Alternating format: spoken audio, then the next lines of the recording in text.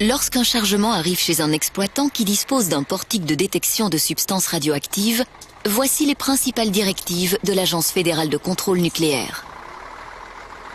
Le franchissement du portique se fait à vitesse réduite, à 10 km/h au maximum. Si l'alarme se déclenche, le véhicule doit être placé à l'écart. Bonjour, il y a un problème, on va vérifier, mettez-vous sur le côté s'il vous plaît. Dans le cas où la valeur du signal mesuré est supérieure à un seuil dit d'alerte qui est généralement fixé à 20 fois la valeur du bruit de fond naturel, le véhicule doit être isolé et un périmètre de sécurité doit être établi à 5 microsieverts par heure de débit de dose. Un expert agréé est appelé sans délai et la FCN est avertie. En dessous du seuil d'alerte, l'exploitant peut intervenir lui-même.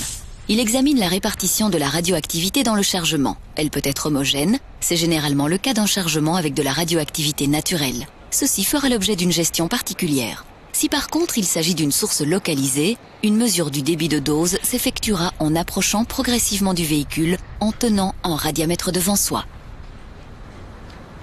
5 microsieverts par heure de débit de dose est la limite à ne pas dépasser en s'approchant du véhicule. En dessous de 20 microsieverts par heure, en tout point au contact de sa paroi externe, l'exploitant peut continuer à effectuer lui-même la suite de l'intervention. Après toutes ces vérifications, le véhicule peut être conduit vers une aire de déchargement spécifique. La cargaison est déchargée sur un sol dur. Notez que lors du déchargement, les fenêtres du véhicule sont fermées et la ventilation coupée. Il est interdit de fumer, de boire et de manger à proximité et les personnes non indispensables sont éloignées.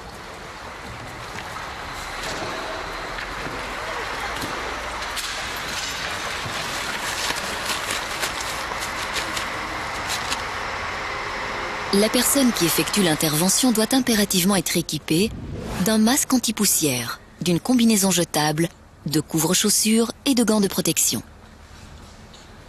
Elle peut également se munir à hauteur de poitrine d'un dosimètre à lecture directe dont le seuil d'alarme est fixé à 20 microsieverts par heure. Le débit de dose doit être mesuré en permanence. L'approche se fait prudemment, le radiamètre toujours tenu devant soi. En effet, si le débit de dose à hauteur de poitrine est supérieur à 20 microsieverts par heure, ou si à 10 cm de la source il est supérieur à 500 microsieverts par heure, l'intervention doit être immédiatement interrompue. Un périmètre de sécurité sera alors mis en place, toujours à 5 microsieverts par heure. Dans ce cas également, un expert agréé est appelé pour poursuivre la recherche et la FCN doit être avertie. La recherche de la source radioactive est plus efficace avec un contaminamètre.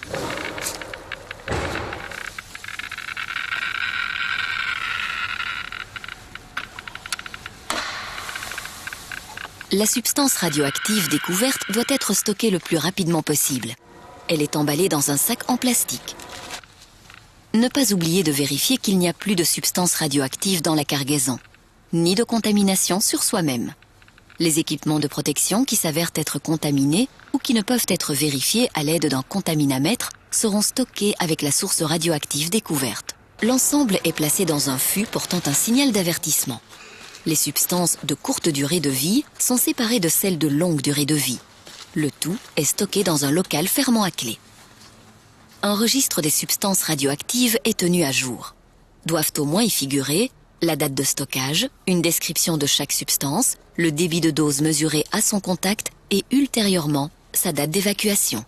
Le débit de dose mesuré à la paroi extérieure du local ne peut dépasser 1 microsievert par heure, voire même un demi-microsievert par heure si un poste de travail permanent est contigu à ce local. À l'intérieur de celui-ci, le débit de dose ne dépassera pas 100 microsieverts par heure à hauteur de poitrine. Le respect de ces directives sera la meilleure garantie de votre sécurité. La FCN vous remercie de votre attention et se tient à votre disposition pour toute information complémentaire.